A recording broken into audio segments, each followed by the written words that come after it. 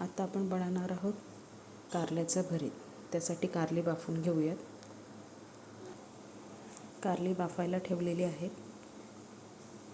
3 कांदे घेतलेत मीडियम साईजचे किसून, लसूण, मिरची, कोथिंबीर, आल्याचं वाटण, शेंगदाण्याचं कूट, खोबरं आणि जिऱ्याचं वाटण, अर्धा चमचा हळद, अर्धा चमचा मीठ आणि 1 चमचा मसाला.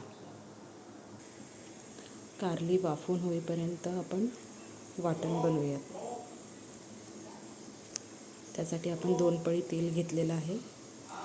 लसूण, मिरची, कोथिंबीर आणि आल्याचं वाटण हे छान तळून घेऊयात. तळून झालेलं आहे आपलं वाटण. आता यात आपण किसलेला कांदा घालूयात. ते देखील आपण तळून घेऊयात.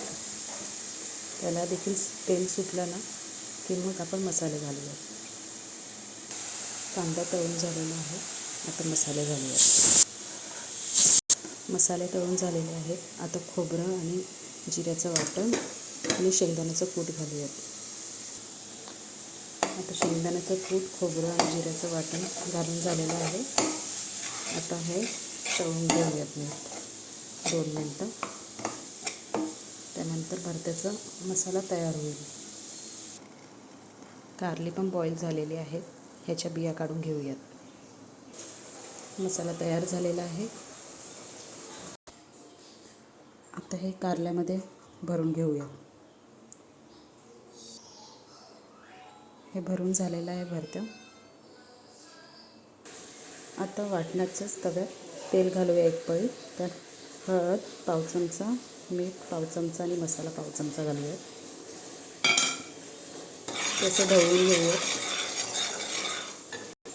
त्यानंतर ही कारली घालूया त्याच्यात आणि आलटून पलटून तळून घेऊया. तळून झालेली आहेत. अशा पद्धतीने करून खा. खूप छान लागतात. कडूसुद्धा लागत नाही. लहान मुलं पण चवीने खातात.